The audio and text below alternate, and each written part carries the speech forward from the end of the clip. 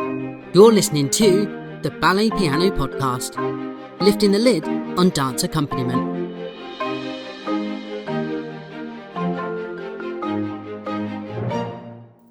Ladies and gentlemen, welcome back to another episode of the Ballet Piano Podcast. My name is Chris Hobson, and it's a part of trois episode today because it's only the three musicians here. To my left is Akiko Hobson. Hello. And like Celine Dion, all by himself at the opposite end of the table, it's Matt Gregory. Hello, everyone. Hello, hola, dearest. How are you? Good, thank you. Just bombed it from the central hemisphere to be here. So as we record this pretty much in real time, it's sweltering in London. David's hop-footing it around Hong Kong, celebrity judging and ballet teaching and variations teaching, having a wonderful time. And he's left the three reprobates in charge. He just sent a photo of the hotel, didn't he? He's having a lovely time and he Lovely. sends everybody his best wishes and he really wishes that he was here with us. He does not in any way. So as you may have seen from the episode title, today we're going to talk about preparation for a ballet class, but not in terms of sort of preparing your repertoire and learning a schedule, but it's literally how do you prepare physically and mentally for playing either one ballet class or a series of ballet classes through a day, and how is that different? Because it is, and I'm sure we've all got our own little things and our little idiosyncrasies that we do. For example, I once worked with a teacher who couldn't start a ballet class if one of the studio doors was open because she said all the energy went out of the room. And I was always looking out of the room as well. But honestly, seriously, Had to close all the doors. So all the doors had to be closed. What for if her. it It was is sweltering hot? hot, yeah. Tough. Oh. Suffer. People Did suffer you for try their to art. open it without being noticed? No, I did not. And if someone came in or went out, they had to properly close the Yes, door it again. always had to be closed. Wow. Wow. So, I don't know. Akiko, how do you start? So, like physically, you're on your way into work in the morning. You're on the underground. What's physically going through your thought process on that way into work? On the tube. Yeah, I fall asleep on the tube, you see, so I don't really... that's useful for this episode. But I make sure I arrive at work with plenty of time. So I have time to prepare a cup of coffee normally to Yeah. bring with me, and also have a sip beforehand. And also I make sure I go to toilet. And it's not that I need a toilet, but like I think any time before the class or rehearsal, whether you want to go or you don't want to go, I just make sure I go to the loo, because I've got this mental pressure that what if I want to go to the loo halfway through the class. So I make sure, I never leave class unless I am desperate for the loo. Yeah. I just don't leave until the end. so embarrassing, isn't Even it? if I need it and Yeah. I think there's half an hour left, I'll just hold it. It's got to be pure desperation. Exactly. to leave. And then I'll only go between bar and centre. I tried to do that playing a ballet class in the centre of town the other week, and both bathrooms at Pineapple Dance Studio happened to be engaged. So I was running between the two of them like Edler's chicken, and I was like, I've got to go back because Centre Port de Bras is going to start. And we got Centre Port de Bras, and I think we got Centre Ardage done. And in between Centre Ardage and Tondu, I just had to nip outside very quietly, sort of wave to the teacher. I'll be back in a minute, because I was desperate. It's just embarrassing, isn't it? I don't know if this is too gruesome for the podcast, and please cut it out if it is. But whenever I'm on antibiotics, Yes, antibiotics can have an effect on the body, it can't gives you they? the trots. Yes. They can have an effect. Yes. Yeah, and Can make working difficult. And I'm like, oh, can you just give a bit more correction? I've got to go to the loo. And I think because of this, and something wrong with my bladder, I think. But if Is that Joshua or Hazel's fault? or maybe just my fault, or Joshua and Hazel. But if I have a cup of tea, I literally need to go to toilet like every 3 minutes. So I make sure I don't drink tea before the ballet class. Coffee is fine, just not tea. Well, coffee's a diuretic. Yeah. So it makes you go to the loo. I don't know. Anyway, toilet talk. This is where we go when David's not here, literally in the gutter. Because I know, Matt, like when we've worked together in the companies or whatever, you're Yeah. always there mega early. Is that because you just like to get there, get yourself in a bit of a zen place, get I'm ready? such a grumpy old middle-aged geriatric. I like to have... Stop telling everybody your grinder details again. I like 40 minutes with the crossword. I'm a crossword addict. 40 minutes before the class? Yeah. Wow. I'm sat down with a coffee, social mediaing, Instagramming, like looking at emails, like looking at the diary, just, yeah. And actually going back to the topic of this episode, how we prepare for class, come Sunday evening, we pretty much know what we're doing that week, really. Yeah. All work's been locked in pretty much unless something last minute comes in. So, yeah, I will go through my diary, see if I've got a company class or an open class or a school class, because that informs how I play, what I play, what teachers I might be playing for, what rep they like, what tunes they don't like. And so that's what I'm sort of thinking as I'm going into class. Yeah. Because some teachers don't like jazz or Yeah. a tune. Some like you Some to don't like it improvise from a bit more. ballet or whatever. Yeah, so that's how I'm preparing pretty much. Because I always like to, on a physical side of it, I always like to have a bit of exercise before a class. Because I find you can sit down for 75 minutes or an hour and a half. And I feel a bit so like, say if it's... Well, you used to cycle. Well, I used to cycle sort of 13 miles each way every day now. And if I happen to be working at the company down the road from me, it's only a 2-mile walk. But unless the weather's really bad, I will always walk it. Maybe stick a podcast on. I find the Ballet Piano podcast is fun to listen to. Or, I'll sometimes even just walk without, just because I Wakes find you that... up, yeah, doesn't it? Wakes me up and it gives me that sort of like little bit of time just to myself before I go in and then give myself over to the studio or something like that. Or try and give as much as I can in the studio. But do either of you warm up your hands and your... Isn't that what the warm-up exercise is for? There's lots of scales and arpeggios in this warm-up exercise as Chris is warming up. But nobody after like warm up and exercise and plie about first, second tone, you're warm, no? Your fingers are warm. Yeah. And in the winter, actually, I sort of leave my big coat on till quick tondu. And then I've sort of defrosted. Or like always wear a gilet in winter. Yeah. A little sleeveless gilet because it can get cold, especially when you're not moving around in the studio. I think the pianist will feel the cold more than the dancers. Yeah.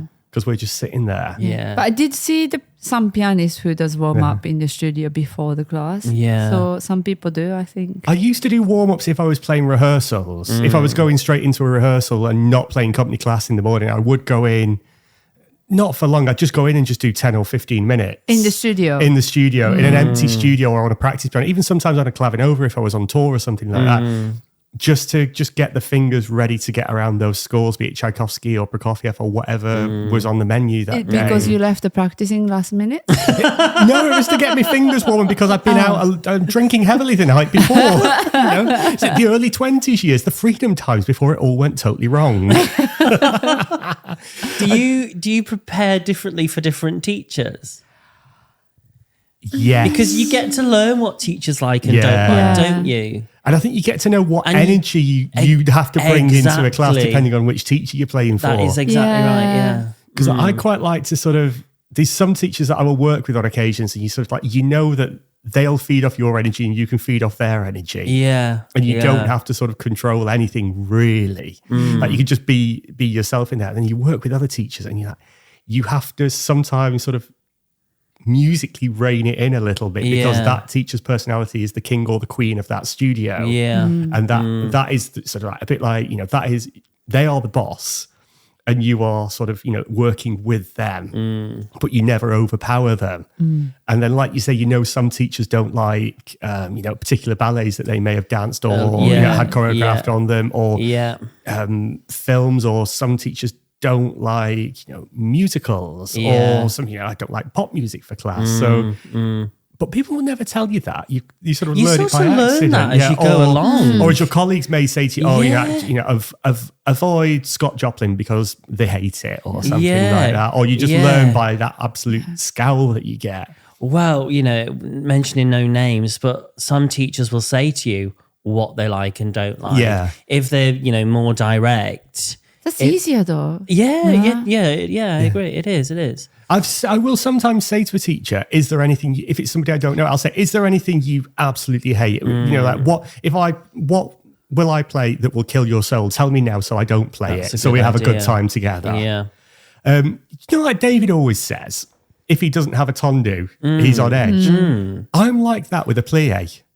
Because if I'm walking to work, like I'll sometimes walk sort of 8 miles into town if I've got time. And I'll be thinking on the way in, and I'll sort of plan, if I'm covering Matt, for example, if I'm covering you and it's a couple of classes or a few classes, on my way to work, I'll get certain things lined up in my head. Well, because like pliés and adage certain music. things you can plan for, like a plie exercise, pretty much. Yeah. So those are the ones that I always go to. Then sometimes if you're not paying attention, you've not worked out if it's 3 positions or 4 positions. So you're working out, do you play like your A section, your A section, your B section, and then you see them spin to the next side. It's like, okay, right, I'm going to do a quick ABA with a couple of key changes while the teacher's singing along. Or sometimes like 4 positions in one side and you turn around and it's only 2 positions. 2 positions on the second side. Yeah. But pliés is always the one I think mentally that I will try and sort of pre-plan in my head. And sometimes like the company warm-ups a slow 3-4. I think, okay, right, what can I sort of, not bash them over their head and the eardrums with music to start off their working week with. Yeah, and then sort of following on from that, another preparation for me is sort of what have I played in the last 2 or 3 days? Yeah. Try not to repeat myself or think of things that I haven't played that in a week and a half or whatever. That'll come back out today. Yeah. Yeah. Like, sort of, things that aren't go-tos, but just golden nuggets. Or if I've learnt a new tune, I'll just rinse it for a week.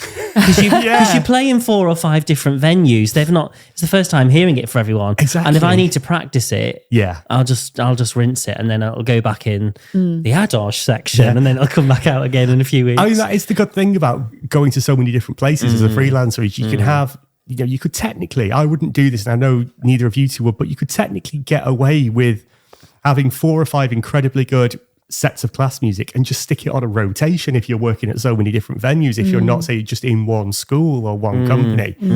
But then I find I think I get bored with that as well. If I'm doing that, if I'm doing like 3 or 4 ballet classes in one day and it's with 3 or 4 different sets of dancers and 3 or 4 I'm not going to play the same stuff each time because it might not be appropriate. But if I have 3 classes in a day, I play 3 different classes. I know, and I don't know about you, I treat it as an absolute challenge to try and not repeat myself. Or if it's a tune that I've played in one class of Tondu, use it in a different way. Different way, different exercise, different time signature, different tempo, just to spice it up and sort of keep me on my toes a little bit. So it's like trying to set personal challenges. I think that's a preparation that I try and do to myself. Is I don't want to bore myself. Yeah. And even if I'm a bit bored of my own music, I'm sure nobody else is. I'd hope they're not. That's not what I've heard. Well, I know, but you're within the green circles, aren't you? I'm not within the ballet green circle. I'm in no one's green circle. No, I'm not. No one likes me. But yeah, so I just try and keep it interesting. Of course, yeah. I've got to. Or if I know I've got to repeat a tune in the same day, play it as if it's the first time I'm playing it that day. So like I work in the same place and normally, but of course there's an exception, but normally I get the same class, same teacher for whole week. And the week after is different teacher. So basically what happens Monday, Tuesday, the teacher set the whole class, and I write it down, the counting and what sort of music I played on Monday. And based on that, I have whole week, pretty much the same exercise. So I have to change the music. But is that you, or they expect that of you, or that's just you choosing to keep it interesting? I actually don't know as a pianist what they do, like whether they play exactly the same music for 5 days or it's my personal challenge. I change every day, so I write it down my notebook, and then I change it every day. But it needs to be the same sort of, it has to work, whatever it was set on Monday. So that's kind of me thinking through a moment before the class that, I played this yesterday. But with the same exercise, I have to play something else. Yeah. and challenging yourself to find stuff that's got the same phrasing and the same accents and the same upbeats and things like that. Yeah, but let's say by the end of the week, you've got 5 tunes for like a shot. Tones? Yeah, and then teacher stopped marking halfway through the class. So basically, it become like play and next and next. Yeah. So they don't sometimes even say what next exercise is. And actually, when you were job sharing, you went in at the tail end of the week, so you were even more in the deep end. Well, I went in on Wednesday and I got note from the pianist on Monday and Tuesday. But he didn't write the information I wanted. So I got the note, it says, Tondu, a bit of Mozart. with the ending. Was there a happy ending? So I had to quickly figure out on Wednesday. Oh my gosh.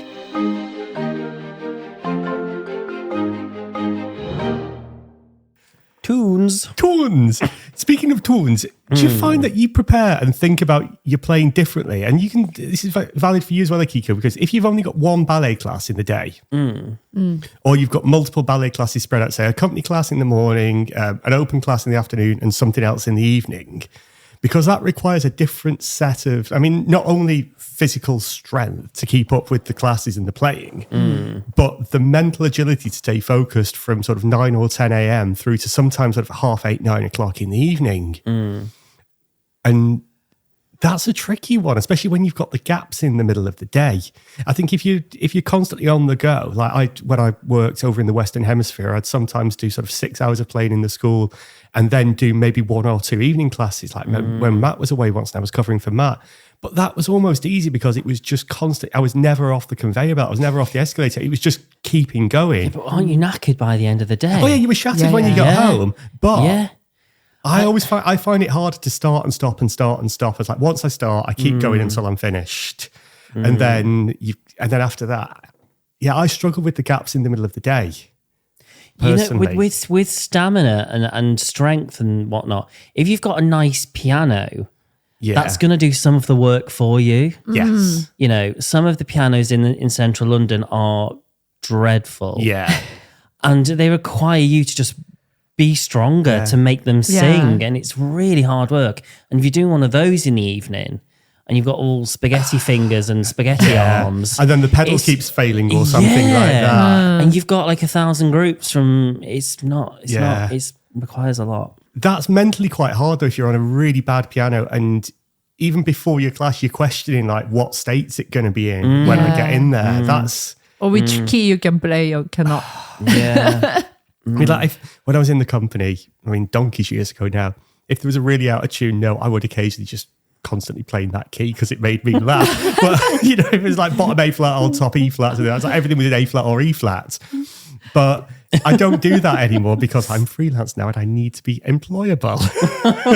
So, and you try to actively avoid stuff or you're transposing in your head as you're playing to avoid, like say, teacher wants a particular piece of music for a certain exercise. They say, this is loosely based on the Dying Swan. So they want something a la Swan, but your bottom G doesn't work.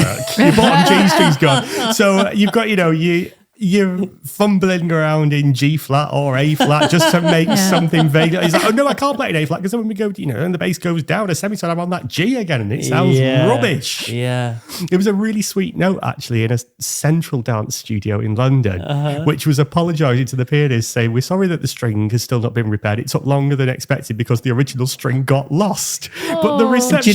Do you know who broke that string? I know exactly who it was. Who was it? It was me. I know it was. Oh my gosh. And do you know why the string was lost? Why? Because I took it out of the piano, rolled it up and took it to reception with a note apologising for breaking it. Okay. And so they must have lost it. I didn't And know. then the note, but technical question. Yeah. They don't put the same string back in. So does it make a difference if it's lost? I don't know. I don't think. And if it's snapped, it won't be long enough, But surely. it has to be like the same kind of string. Or the It's same the same- brand of the same make of string and the Yeah. same sort of width, if you like. Fair Because enough. this string like, listen. Well, I didn't lose it. They lost it. I just thought it was sweet though that at least they put a Yeah. little note on there Yeah. to apologise for it being a bit of a hard work. Yeah. All right. More preparation. More What else? more preparation. So like you said that when you have big gap, and I now have have like relatively, I would say big gap, but okay gap in between the class. And actually it gives me a time to, if I need to prepare something, practice, there's always there's a clarinova in the staff room or a very nice piano in the studio. So when the studio is free, I can just go in and practice as much as I want. And also it gives me the time to try to catch the teacher to make sure what he or she is doing for next few days, because sometimes information doesn't pass to the pianist and you turn up at the studio and then they were like, oh, we're doing this, do you not have a music kind of thing? And I don't really like it. I mean, I can manage, but it would be nice to know in advance. So this is opportunity to actually try to find the teachers or whoever to just make sure, what's on the menu for the week. So those things I'm doing in between the classes. The schedule at your school there's lots of time on the schedule, isn't there? For prep. Because you're never back to back to back to back, are you? No. So you have got, like, as you say, those free periods to prepare for the next thing, or there's always so that's something really that good. I can do in between, which is quite nice because my previous work I just had to go from studio to studio, so I never had the chance to speak to the teachers sometimes. Long gone are the days of eating our lunches behind the piano, aren't they? I think. Oh yeah, I would we used hope to do so. that. Or, running out and bringing each other coffee and sandwiches or something like that because there was no gaps in between. That was hard work. That was hardcore in the end, wasn't it? That wasn't preparation, that was slavery. Only joking. we were paid slaves. I don't have a freak out, but I've got certain things I like to do before class. Like, I like to go into class with a coffee. Yes. Even if I've just had a coffee sitting outside or in a foyer or something like that, I like to have a coffee in my beautiful coffee cup, which was bought by Matt for my birthday. I always have a coffee in there when I go into the class. I like to have a bottle of water. I don't always drink it all, but I like to have a bottle of water in case you just need a little bit of refreshing cold water. A little thing that I do is, I think I'm the only one that does it. On the baby grands that we play, I lift the lid with the small stick. Is that what it's called? A stick? The half stick. Tiny one. Yeah, just to let the sound breathe a bit. I don't do, the obnoxious throwing the lid all the way up. Yeah. But I always just lift it, to the little one. Yeah. Just to let the sound breathe a For bit. the baby grands, I think that's really good. If you're at somewhere like sometimes if if we're privileged to go and play at somewhere like Rambert and you've got this absolutely monstrous C7 grand piano, concert grand, that does not need lifting. Well, I still do. Do you? Yeah. Oh, I don't. I've Just never a lifted little it in there. Well, I know a couple of pianists who fully open the piano lid for a class, which I find quite interesting. I don't know. I've never done that. No, really. not all the way to the top. I mean, sometimes I think the smaller baby grands, like a C1 or a C2, because the does let it uprights out. have the front off. Yeah. Some Some of them, most places, and this is let the strings breathe. I think it doesn't also depends on the size of the studio as well, though, doesn't it? And the acoustics in the studio, because some studios will really value opening the lid, especially with a baby grand. If it's a bigger instrument and a decent acoustic in the studio, I don't know, maybe I'm just lazy and I don't do that. Well, for example, at the Albert Hall yes. production studio at LCI, that could use the lid all the way up because of the size of the space. Yeah. Even, what is it, a C3? C3 in there. Yeah. So, if you put the free lid open, not the tiny one, if you're on the wrong side of the studio, you it blocks can't see, your right? vision. Yeah, it's I know. depending on where the piano is. I know. Okay. Is it just because ballet swims through you so you don't need to watch them? You can lead them? I don't know. I don't know, like mentally, I don't want to stand out. So if I put the fully lid open, I feel like, Yeah, I know. you're giving a concert and I don't like that feeling. No. I'm always aware, and we've said it so much, I think probably more this year, in the last sort of 24 episodes, 25 that we've done this year, there we that how much music should reflect what's going on. Like with the Kiko, like you said, that's what you try and prepare every day and be different and treat it as a different challenge, isn't it? To make, it's like whatever, what did I play on Monday? Right. That was great, but is there anything that I can find make it anywhere in the better. Rolodex that are better Yeah.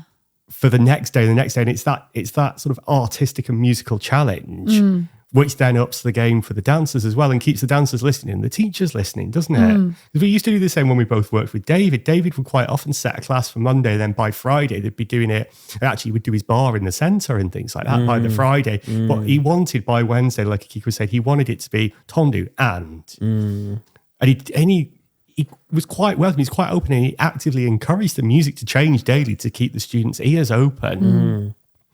But yeah, that's then down to our sort of challenge, isn't it? We used to have a shared note. Oh yeah, Akiko and I used to share notes on our iPad of like David's class and what we'd played and what he was asking for and things like that. Because you two are, you, Chris, are geeky. So it doesn't surprise me you had a shared doc. Yeah, many shared docs You've were got going shared on. docs for everything, I haven't know. you? Don't tell everybody. I am such a geek with shared things. And I know I share all the podcast stuff. Haven't you got that sort of tagging each other location bit where you can see where each other is in the world? Yes. I can locate Chris and my son. Yeah, we can Not see. a problem. Akiko will know Chris having a sausage bomb somewhere. Yes. I once went for a pint after work, which is, I mean, we can talk about preparing for classes, which we all have to do, but there's also the mental sort of debrief that one must do after a day. Now, in 2024, Matt and I tend to do this on voice notes after class, don't we? If it's been a good class or something's happened, there'll be a voice note. But some classes in the evening, if I've played all day, I have to go for a walk. Yeah. Before I get on the train and go home, I literally just have to walk, like coming off stage. Yeah, just clear the headspace. At 10:30 at night, you've just done the finale of your musical or whatever, and you leave the stage door and you are pumped. You've got to calm down. And some, if you think about it, 8:30 at night, the last thing you play is Grand Allegro. Yeah. You're full of energy, aren't you? Yeah, You've got to wind down a bit before you go home. And sometimes I just go for a walk. To clear the headspace, when I was over in the West, so it was a 13-mile cycle. And probably like most people, I started cycling a lot more after COVID. And I found when I'd cycled home, I was in a much better headspace than I used to be when I'd got the tube home. And, sometimes, I used to work with David every day and a couple of other colleagues. We'd go for a couple of drinks after work, which was always fun. Actually, I was once in the pub going back to the tracking location. Akiko messaged me and said, "Where are you?" I said, "Just having a quick meeting." He said, "You're in the pub." I was like, "I'm having a quick meeting." You see, that sounds like I'm a horrible wife. I'm tracking. No, but it works the same with your kid as well, doesn't it? Yes. Why are you dawdling on your way home? Yeah, you should be on the train home by now, not halfway through the park. Can I defend myself? With No, this? you cannot. Oh, can I? Yes, you can. Yeah. No, because the reason why Chris started sharing the location with me was more practical purpose because he's diabetic and couple of occasions he didn't come home. Or he went for a walk with the dog and he lost the dog and never came home. So I thought at least if I can locate his phone, I can find him. So that's how we started sharing. And then I discovered a whole world. You discovered my whole secret life. Yes. But that's why I can never have an affair, and it's the only reason I don't. Only joking. Listeners, that was a joke. Matt, you look shocked.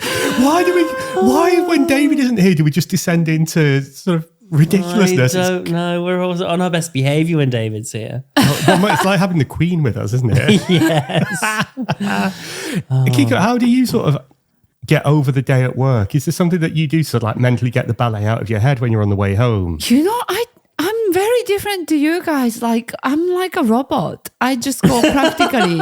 Like, I've done work and next thing, like my mind, at the moment I finish the class or rehearsal, and then my mind is like, okay, I need to catch the train, go to, wherever, pick up the Hazel, do this and do that. Do and 11 I'm plus. already, I'm already thinking, and then when I get home, I have to put the washing in. And so I'm just already thinking ahead of what I'm doing tonight.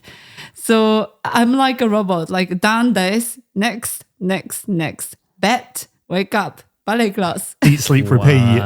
So yeah, I don't really need to like do any of those you guys are doing. Maybe I'm a robot. A little bit. Do you bleed? Do we have a switch somewhere? USB-C charging point on the bottom of your back, on the top of your bum. No, you don't. Right. This is descending into absolute chaos. So let's wrap it up. It's not like us. It's not, is it? So, I mean, it'd be very interesting if anybody, you know, does have any specific sort of routines or beliefs or anything that you actually do before a class or after a class. Next time on the episodes, we are playing the piano for you. So you're going to hear all three of it. In fact, it's going to be it's a treat next time.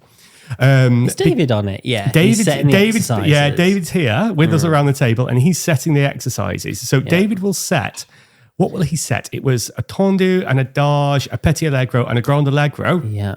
And then you're going to hear how we interpret what David sets. And I think the results, I'm guessing, are going to be quite interesting. But make sure you join us next time for that episode. And just before we go, yes, where can the listeners find us? You can find us on social media, on Facebook and Instagram at Ballet Piano Podcast.